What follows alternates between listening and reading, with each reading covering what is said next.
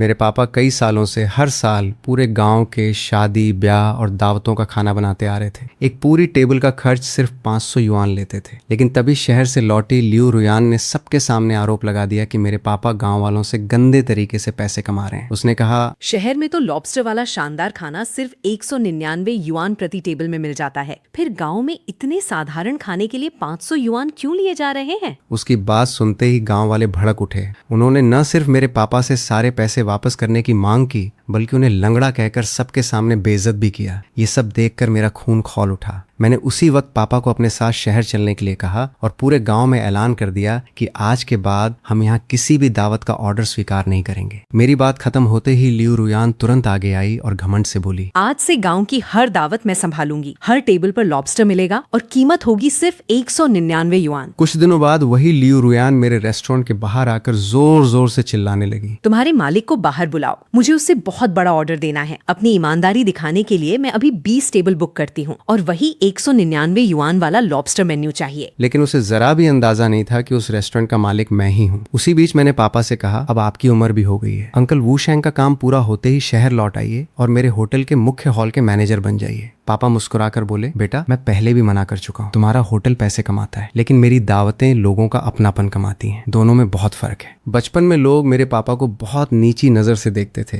पहले वो मजदूरों के लिए खाना बनाते थे, फिर धीरे धीरे हालात बदले और पूरे गांव की दावतों की जिम्मेदारी उन्हीं के हाथ में आ गई। जब मैंने खुद कमाना शुरू किया, तब से मैं हमेशा चाहता था कि पापा अब ये काम छोड़ दें, लेकिन पापा ने हमेशा पड़ोसियों और गांव वालों का मान रखते हुए ये काम जारी रखा। इस बार भी वू शेंग की शादी में वही सबसे पहले मदद के लिए पहुंचे। पहले से तय रेट के मुताबिक उन्होंने 20 टेबल का पूरा इंतजाम कर दिया। शादी की तैयारियां पूरी होते ही वू शेंग भावुक होकर पापा के पास आया और बोला, अंकल वांग, इस बार आपने मेरी बहुत बड़ी चिंता दूर कर दी। अगर ये 20 टेबल का इंतजाम नहीं होता तो मेरी शादी बिगड़ जाती। आप बिल्कुल चिंता मत कीजिए, जैसे ही मुझे शादी के शगुन के पैसे मिलेंगे मैं आपका पूरा हिसाब चुका दूंगा, एक भी पैसा कम नहीं होगा। पापा ने मुस्कुराकर हाथ हिलाया और कहा, इन सब बातों की चिंता मत करो, पहले अपनी शादी अच्छे से निपटा लो। इसके बाद वू शेंग फिर से मेहमानों की व्यवस्था में लग गया। धीरे धीरे मेहमान आने लगे और पूरा माहौल हंसी खुशी से भर गया। लेकिन दोपहर होते होते अचानक माहौल बदल गया। तभी भीड़ के बीच से एक तेज आवाज गूंजी, अंकल वांग, आपका परिवार तो हद से ज्यादा लालची निकला। बाहर वालों को धोखा देना अलग बात है, लेकिन अपने ही गांव वालों से इतना पैसा वसूलना शर्म की बात है। सबकी नजरें एक साथ उस आवाज की तरफ घूम गईं। बोलने वाली थी गांव की पढ़ी लिखी लड़की लियू रुयान। पापा उसकी बात सुनकर हैरान रह गए। उन्होंने घबराकर पूछा, लियू रुयान, ये कैसी बातें कर रही हो?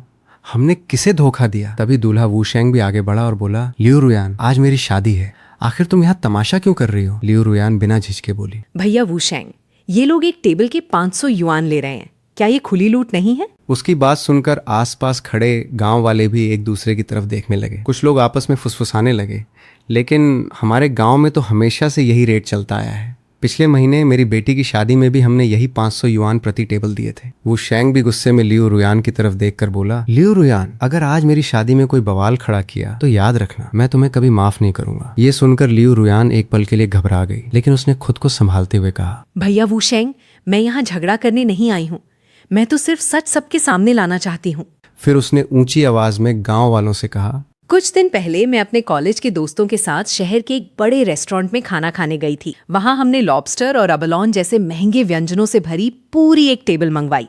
अब आप लोग बताइए, उसका बिल कितना आया होगा? ये सुनते ही गांव वालों की आंखें चमक उठी। एक बुजुर्ग तुरंत बोले, अरे वो तो बहुत महंगी चीजें होती हैं, हमने तो सिर्फ टीवी में देखी हैं, कम से कम कई हजार युआन का बिल आया होगा। सबकी उत्सुक नजरों के बीच लियू रुयान ने गर्व से कहा, सिर्फ 199 युआन। उसकी बात सुनते ही वहां मौजूद हर इंसान दंग रह गया। क्या सिर्फ 199 युआन में लॉबस्टर और अबलोन? किसी को इस बात पे यकीन ही नहीं हो रहा था। लेकिन असली सच्चाई सिर्फ मुझे पता थी, वो रेस्टोरेंट मेरा था। कुछ दिन पहले जब लियू रुयान अपने दोस्तों के साथ वहां आई थी, तो उसके दोस्तों ने जानबूझकर सबसे महंगे व्यंजन ऑर्डर किए थे, ताकि गांव से आई लड़की की बेइज्जती हो सके। बिल देखकर लियू रुयान की आंखों में आंसू आ गए थे।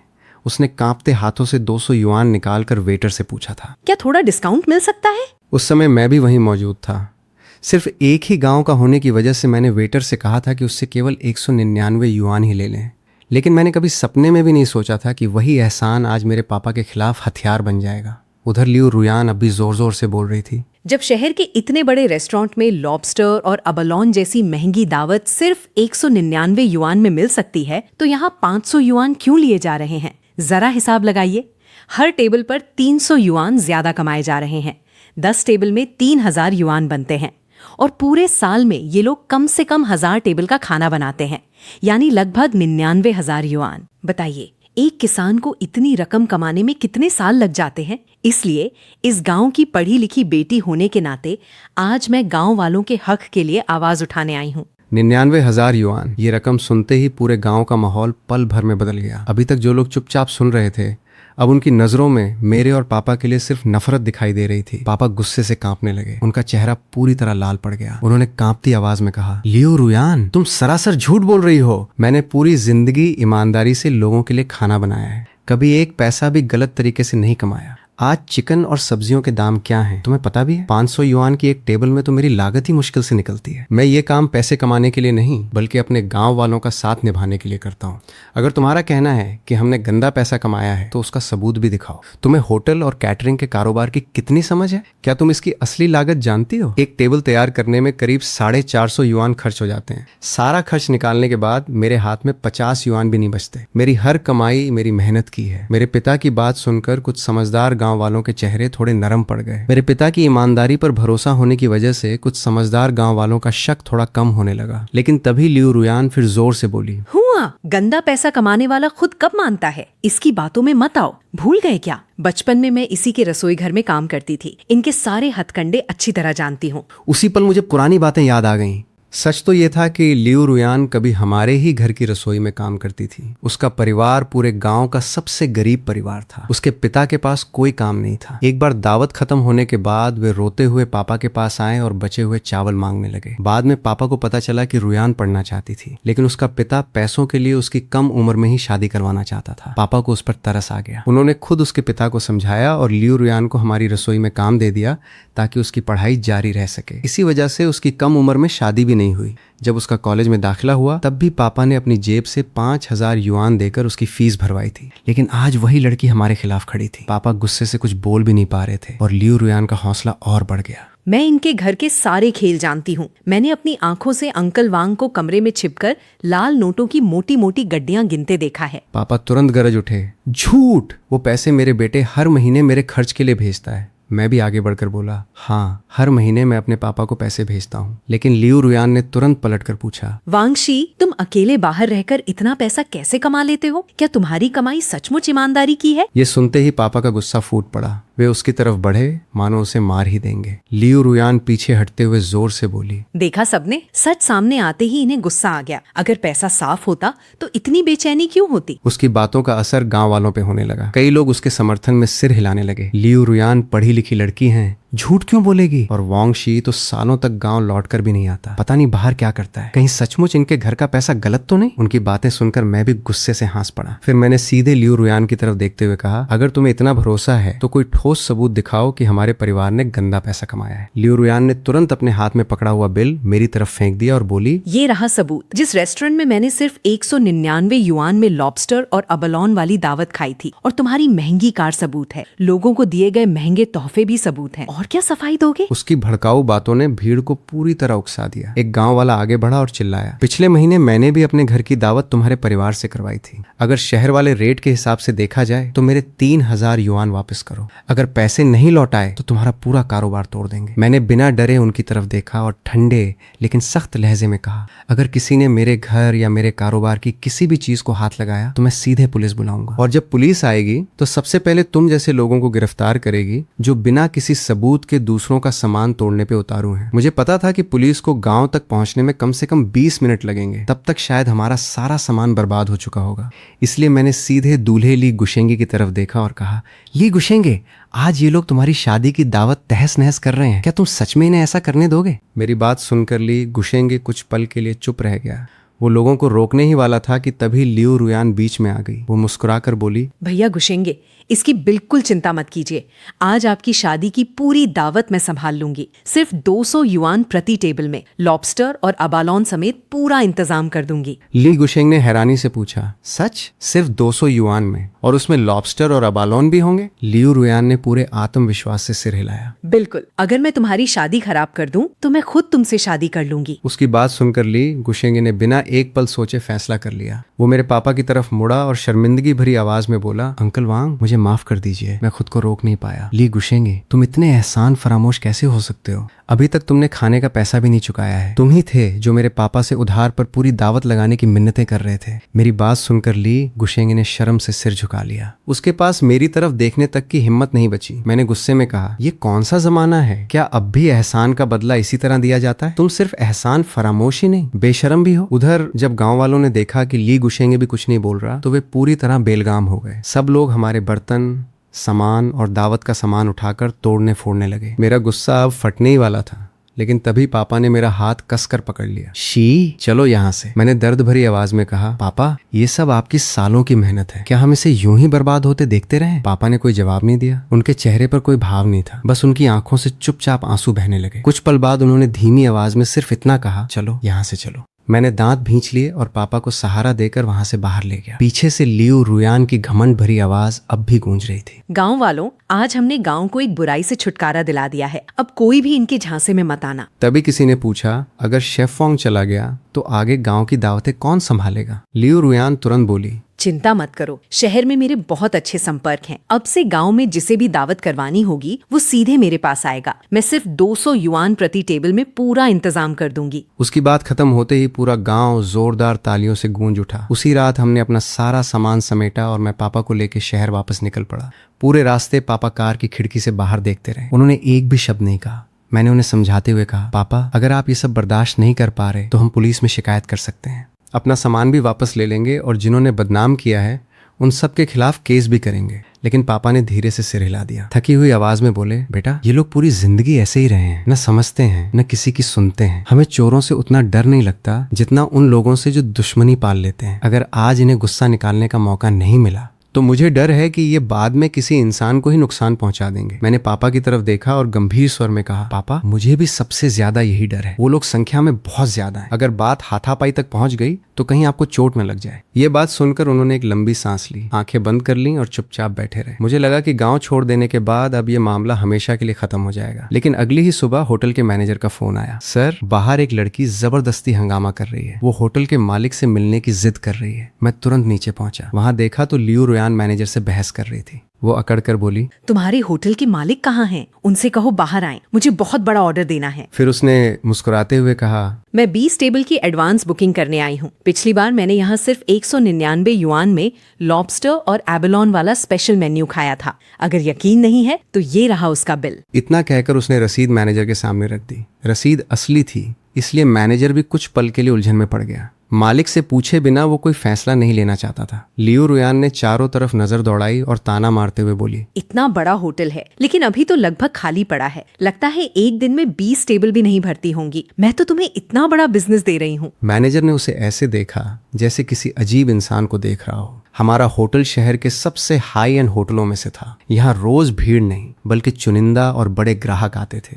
लेकिन लियू रुयान को ये बात समझ ही नहीं आई। वो फिर बोली, आज 20 टेबल बुक कर रही हूँ, कल 100 भी कर सकती हूँ। अगर सच में बिजनेस करना चाहते हो तो 199 नहीं 150 युआन प्रति टेबल लगा दो। कैसा रहेगा? अब मैनेजर अपनी हंसी नहीं रोक पाया। वो मुस्कुरा कर बोला, मैडम, शायद आप गलत जगह आ गई हैं। हमारे होटल में 150 युआन में तो एक ढंग का सूप भी नहीं मिलता। ये सुनते ही लियू रुयान का चेहरा गुस्से से लाल हो गया। वो चीख कर बोली, झूठ बोल रहे हो। पिछली बार मैंने यही लॉबस्टर और एबेलोन से भरी पूरी टेबल खाई थी और सिर्फ 199 युआन दिए थे। अब सिर्फ इसलिए दाम बढ़ा रहे हो क्योंकि मैं ज्यादा टेबल बुक कर रही हूँ। अगर तुम्हारे खाने का स्वाद अच्छा न होता तो इतना बड़ा ऑर्डर कभी नहीं देती। उसी समय मैं आगे बढ़ा और शांत आवाज में कहा, अगर तुम्हें हमारे दाम पसंद नहीं है तो किसी दूसरे होटल में बुकिंग कर लो। मुझे देखते ही लियू रुयान का चेहरा एकदम बदल गया।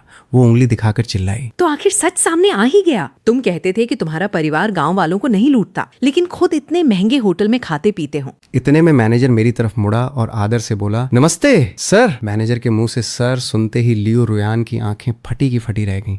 लेकिन अगले ही पल उसका हैरान चेहरा फिर गुस्से में बदल गया। वो जोर से बोली, अब समझ आया, तुम्हारा परिवार सच में काला पैसा कमाता है। शहर में यही खाना 199 युआन में बेचते हो, लेकिन गांव में उसी दावत के 500 युआन वसूलते हो। तुम लोग सीधे सादे गांव वालों को बेवकूफ बनाकर लूट रहे हो। लियो रुयान गुस्से से कांप रही थी। उसके चेहरे पर तो जैसे इंसाफ की लड़ाई लड़ने वाला भाव था, लेकिन आंखों में सिर्फ नफरत दिखाई दे रही थी। वो तुरंत अपना मोबाइल निकालते हुए बोली, मैं अभी पुलिस बुलाती हूँ। तुम लोगों ने गांव वालों को ठगा है। आज तुम्हारी सारी सच्चाई सबके सामने आएगी। पुलिस का इंतजार करते करते उसने वहीं होटल के बाहर लाइव स्ट्रीम शुरू कर दी।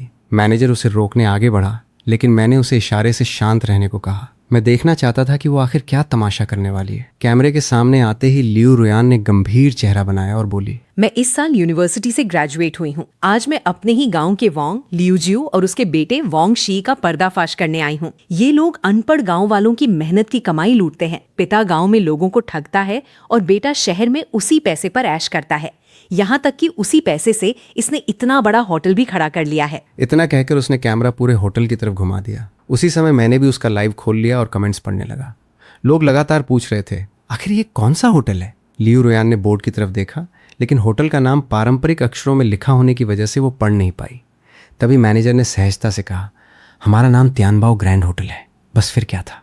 लियो रुयान ने तुरंत ऊंची आवाज में कहा, हाँ, यही है तियानबाओ ग्रैंड होटल। यहाँ शहर में लॉबस्टर और एबलोन वाला मेन्यू सिर्फ 199 युआन में मिलता है, लेकिन गांव में यही लोग शादी की एक टेबल के 500 युआन वसूलते हैं। अब आप खुद सोचिए, ये कितना पैसा हड़पते होंगे। होटल का नाम सुनते ही लाइव चैट और तेज हो गई। उसी शहर के कई लोग लिखने लगे, क्या तियानबाओ ग्रैंड होटल में 199 युआन का ऐसा मेन्यू मिलता है?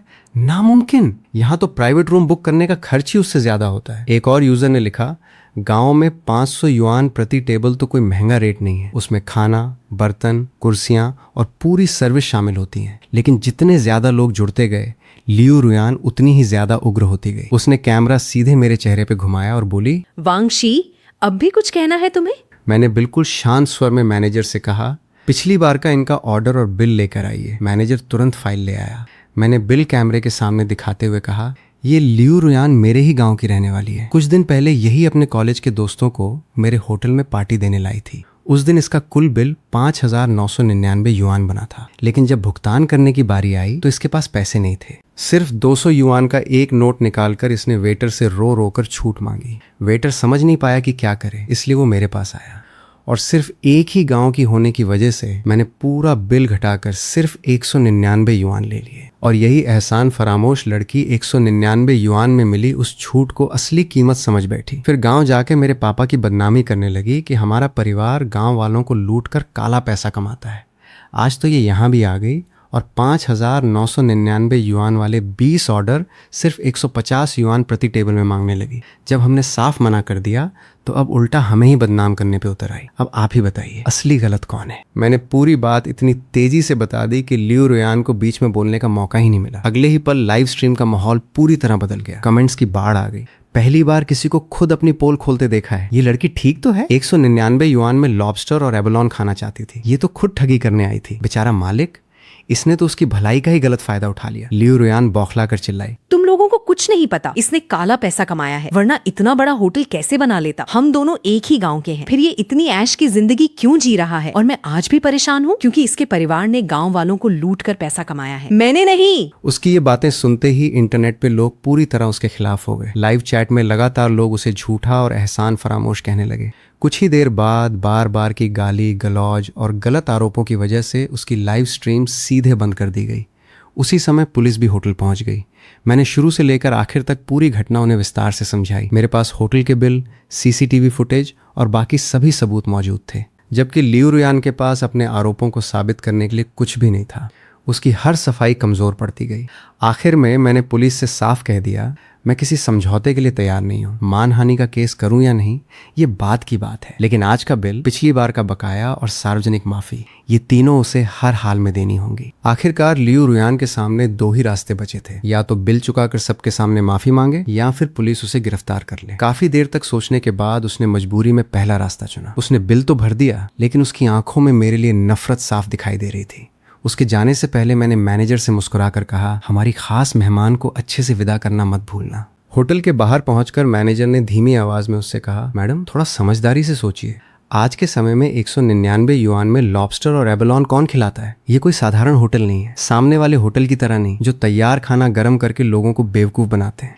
ये सुनते ही लियू रुयान की आंखों में अचानक एक चमक आ गई, जैसे उसके दिमाग में कोई नई चाल आ गई हो। उधर उसके जाते ही रिसेप्शन पर काम करने वाली लड़की मेरे पास आई और बोली, भैया मेरे घर में जल्द शादी है। अगर गांव वालों को पता चल गया कि असली गड़बड़ तो लियू रुयान ने की थी, फिर तो गांव में बहुत बड़ा तमाशा होगा। वो लड़की मेरे गांव के एक रिश्तेदार की बेटी थी। मैं मुस्कुराया और उससे कहा, अपनी माँ को मेरी तरफ से धन्यवाद कहना और उनसे कहना कि गांव की खबरें मुझे ऐसे ही देती रहें। असली खेल तो अभी शुरू हुआ है। जैसा मैंने सोचा था वैसा ही हुआ। होटल से निकलते ही लियू रुयान सीधे सामने वाले बड़े होटल की तरफ चली गई। इधर मैंने बिना समय गंवाए पूरे मामले के सभी सबूत इंटरनेट पर अपलोड कर दिए। मैंने 999 पन्नों की एक पूरी प्रेजेंटेशन जारी की, जिसमें शुरू से आखिर तक हर बात विस्तार से समझाई गई थी। उसमें यह भी बताया कि बचपन से मेरे पापा ने लियू रुयान की कितनी मदद की थी और उसी लड़की ने बाद में कैसे उन्हीं पर झूठे आरोप लगाकर उनकी बदनामी की। इतना ही नहीं, मैंने पापा के बैंक रिकॉर्ड भी सार्वजनिक कर दिए। उन रिकॉर्ड से साफ साबित हो गया कि पापा ने कभी कोई काला पैसा नहीं कमाया। उल्टा गांव के कई लोगों ने उनसे उधार लिया हुआ पैसा आज तक वापस भी नहीं किया था। ये सबूत सामने आते ही मामला सोशल मीडिया पे तेजी से वायरल हो गया। इस भारी ट्रैफिक का फायदा मेरे होटल को भी मिला और हमारे यहाँ ग्राहकों की संख्या लगातार बढ़ने लगी। मुझे पूरा यकीन था कि अब हमारा कारोबार पहले से भी तेजी से आगे बढ़ेगा। लेकिन उसी शाम लियू रुयान फिर मेरे होटल के बाहर आकर चिल्लाने लगी, वांगशी, सिर्फ इसलिए कि तुम्हारे पास होटल है खुद को बहुत बड़ा मत समझो। एक दिन मैं भी अपना होटल खोलूंगी। क्या तुम्हें लगता है कि अगर तुम मुझे ऑर्डर नहीं दोगे तो मैं कुछ नहीं कर पाऊंगी? सपने देखना बंद कर दो। लियू रुयान होटल के बाहर चिल्लाती रही। एक दिन पूरा गांव मुझ पर गर्व करेगा, तब सबको पता चलेगा कि असली काबिल कौन है। उसकी ये बातें मैंने खुद नहीं सुनी। बाद में मैनेजर ने आकर मुझे सब बताया। फिर उसने एक और बात कही, सर जाते जाते लियू रुयान सामने वाले होटल से कई बड़े डिब्बे भी ले गई थी। देखने से लग रहा था कि उनमें रेडीमेड यानी पहले से बने हुए खाने के पैकेट थे। ये सुनकर मुझे बिल्कुल भी हैरानी नहीं हुई। दरअसल पिछले महीने उसी होटल का मालिक मेरे पास आया था। उसने कहा था कि उसके पास एक बड़ी खेप रेडीमेड खाने की थी जिसकी एक्सपायरी डेट करीब आ चुकी थी। अगर मैं चाहूँ तो वो बहुत सस्ते दाम पर मुझे बेच सकता है, लेकिन मैंने उसी समय साफ मना कर दिया था। मेरा होटल अपने पुराने और भरोसेमंद ग्राहकों के दम पे चलता था। मैं कुछ पैसे बचाने के लिए अपनी सालों की बनाई हुई साख कभी दांव पे नहीं लगा सकता था। ऊपर से उन पैकेटों पे सही लेबल तक नहीं लगे थे। स्वाद बढ़ाने के लिए उनमें तरह तरह के एडिटिव्स मिलाए गए थे। जो लोग रोज ऐसा खाना खाते हैं शायद उन्हें फर्क ना पड़े, लेकिन अगर किसी कमजोर पेट वाले इंसान ने वो खाना खा लिया तो नतीजा क्या होगा कोई नहीं जानता था। और हुआ भी बिल्कुल वैसा ही जैसा मुझे डर था। ली वुशेंग की शादी वाले दिन बड़ा हादसा हो गया। दावत में खाना खाने वाले लगभग सभी गांव वालों की तबीयत अचानक बिगड़ गई। एक साथ इतने लोग फूड पॉइजनिंग का शिकार हुए कि मामला सीधे प्रशासन तक पहुंच गया। जांच के लिए दावत में परोसे गए सभी खाने के नमूने लैब भेज दिए गए। ली वुशेंग और लियू रुयान दोनों को पूछताछ के लिए हिरासत में ले लिया गया। उसी दौरान रिसेप्शन पर काम करने वाली लड़की ने मुझे फोन करके कहा, भैया मेरी माँ ने तो बहुत थोड़ा खाना खाया था, लेकिन घर पहुँचते ही उन्हें उल्टियाँ और तेज दस्त शुरू हो गए। फोन पर उनकी हालत बहुत खराब लग रही थी। बाद में पता चला कि लियू रुयान ने उन रेडीमेड डिशों को सिर्फ गर्म करके परोस दिया था। दिखने में तो 100 तरह के शानदार व्यंजन लग रहे थे। उन्हें देखकर ली वुशेंग भी बहुत खुश था कि उसकी शादी की दावत शानदार बन गई है। गांव वालों ने भी पहली बार इतने आकर्षक व्यंजन देखे और सबने बड़े चाव से खाना शुरू कर दिया।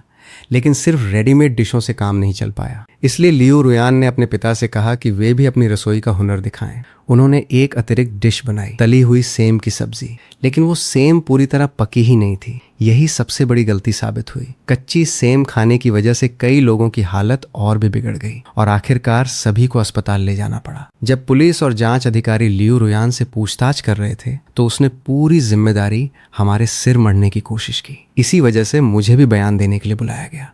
मुझे देखते ही लियू रुयान तुरंत चिल्लाई, हमारे खाने में कोई गड़बड़ नहीं थी, सारी समस्या इनके होटल के खाने की वजह से हुई है।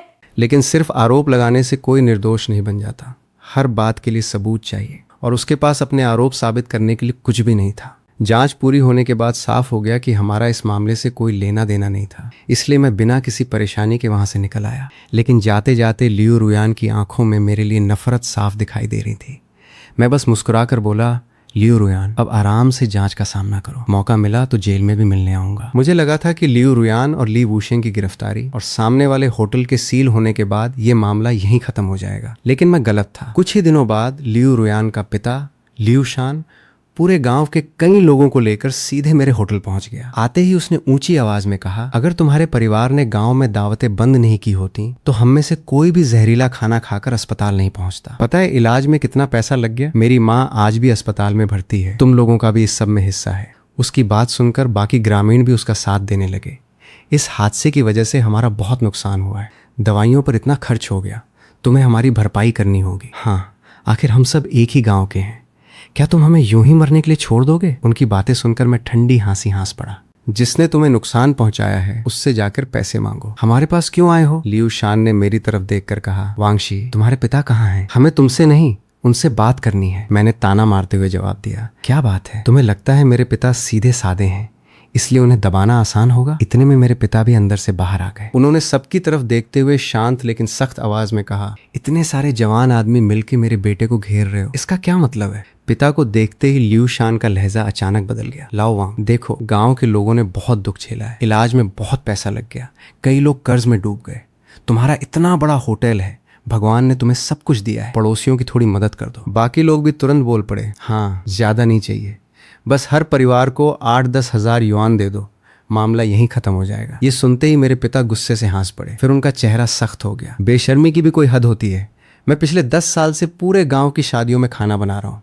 5 साल पहले भी एक टेबल का दाम 500 युआन था और आज भी वही है। इस बीच हर चीज के दाम कई गुना बढ़ चुके हैं। ये बात तुम सब अच्छी तरह जानते हो। हर टेबल पे मेरी बचत 50 युआन भी नहीं होती। मेरी एक एक कमाई मेरी मेहनत की है। तुम कहते हो मैं गंदा पैसा कमाता हूँ, पहले इतना पैसा तो दो कि मैं कमा सकूं। इतना कहकर पिता ने अपने बैग से बिलों का एक मोटा बंडल निकाला और सबके सामने लहराते हुए बोले, और सुनो, पिछले महीने वांग परिवार ने 15 टेबलों का खाना कराया था, उसका पैसा आज तक नहीं चुकाया है। मेरे पिता ने आगे कहा, पिछले साल ली परिवार ने अपनी बुजुर्ग माँ का जन्मदिन मनाया था। 20 टेबल का ऑर्डर दिया, कुल 20,000 युआन बने, लेकिन आज तक सिर्फ 10,000 एडवांस ही दिया है। और लियो परिवार ने 2 साल पहले अपने बेटे के 1 महीने पूरे होने की दावत कराई थी। 10 टेबल का खाना बनवाया, लेकिन आज भी 2,000 युआन बाकी हैं। फिर उन्होंने सबकी तरफ देखकर कहा, आज सब लोग यहीं मौजूद हैं, तो पहले अपना अपना पुराना उधार चुका दो। ये सुनते ही पूरे गांव में सन्नाटा छा गया। मैं भी हैरान था। मुझे लगा था कि पिता उन पुराने पैसों को कब का भूल चुके होंगे, लेकिन असल में उन्हें एक एक हिसाब याद था। बस उन्होंने कभी गांव वालों को पड़ोसी समझकर पैसे के लिए मजबूर नहीं किया। लेकिन लियो शान की बेशर्मी अभी भी खत्म नहीं हुई थी। वो बोला, लाओ वांग, वो सब अपनी जगह है, अगर तुम गांव वालों की थोड़ी मदद कर दो तो सब लोग तुम्हारा उधार भी चुका देंगे। मैंने तुरंत उसकी बात काट दी। ठीक है, फिर यहीं तमाशा करते रहो। जब पुलिस आएगी और कुछ दिन या कुछ महीने अंदर रहना पड़ेगा, तब देखेंगे कितनी बहादुरी बचती है। पुलिस का नाम सुनते ही लियो शान का चेहरा उतर गया, क्योंकि ली वूशेंग और लियो रुयान पहले ही गिरफ्तार हो चुके थे। अब उसने तुरंत अपना तरीका बदल लिया। ठीक है, हमें पैसे नहीं चाहिए, बस मुझे तुम्हारे होटल का मैनेजर बना दो ताकि मैं गांव वालों को नौकरी दिला सकूं। मैं हंस पड़ा, मैनेजर? मैं तो अभी तुम्हारे खिलाफ भी शिकायत दर्ज कराने वाला हूँ। ये सुनते ही सब लोग चुपचाप सिर झुकाकर वहां से लौट गए। कुछ समय बाद लियो रुयान को काफी सख्त सजा सुनाई गई। मैं एक बार उससे मिलने गया, लेकिन उसके मन में आज भी मेरे लिए नफरत भरी हुई थी। वो बोली, आखिर बचपन से ही तुम्हें वो सब इतनी आसानी से क्यों मिलता रहा जिसकी मुझे हमेशा चाह थी? तुम्हारी माँ चली गई, मेरी माँ भी चली गई, लेकिन तुम्हारे पिता इतने काबिल क्यों निकले, जबकि मेरा बाप सिर्फ शराब पीना और मारपीट करना जानता है? हम दोनों एक ही गांव के हैं, फिर तुम्हारी जिंदगी मुझसे इतनी अच्छी क्यों है? मैंने शांत होकर जवाब दिया, क्योंकि तुम्हारा दुख तुम्हें दूसरों का नुकसान पहुंचाने का अधिकार नहीं देता। और ये मत भूलो कि मेरे पिता ने हमेशा तुम्हारी मदद की थी। जब तुम विश्वविद्यालय गई थी तब मेरे पिता हर समय तुम्हारी चिंता करते थे। वे मुझसे कहते थे कि समय मिलने पर जाकर तुम्हें देख आऊं। याद है, एक दिन अचानक तुम्हें कॉलेज में महंगा डाउन जैकेट मिला था? वो मेरे पिता ने भेजा था। उसकी कीमत 2,000 युआन से भी ज्यादा थी। उन्होंने अपनी जिंदगी में कभी अपने लिए इतना महंगा कपड़ा नहीं खरीदा, लेकिन तुम्हारे लिए खरीद लिया। लियो रुयान ने दांत भींचकर कहा, उन्हें मुझ पर तरस आता था, बस मेरी दया करते थे। मुझे उनकी हमदर्दी नहीं चाहिए थी, मुझे सिर्फ पैसा चाहिए था। मैंने सिर हिलाया। अगर तुम्हारी सोच यही है तो तुमने अपनी जिंदगी खुद बर्बाद कर ली। इतना कहकर मैं वहां से चला आया। उसके बाद गांव वाले कई बार फिर मेरे पिता के पास आए। कोई पैसे मांगने आया तो कोई उनसे दोबारा गांव में दावतें कराने की विनती करने लगा। अगर 600 युआन प्रति टेबल भी लेना पड़े तब भी हमें मंजूर है, बस आप वापस आ जाइए। लेकिन तब तक बहुत देर हो चुकी थी। मेरे पिता के दावतें बंद करने के बाद उस पहाड़ी गांव में कोई भी खाना बनाने नहीं जाता था। जो कभी कभार आता भी वो मनमाना पैसा वसूलता। इतना ही नहीं, गांव की बदनाम छवि सुनकर कई लड़कियां वहां शादी करने तक से इनकार करने लगी। धीरे धीरे पूरा गांव उजड़ने लगा। आखिर में मेरे पिता मेरे ही रेस्टोरेंट में मुख्य शेफ बन गए और उनकी बनाई हुई दावतें पहले की तरह ही लोगों की सबसे पसंदीदा बन गईं।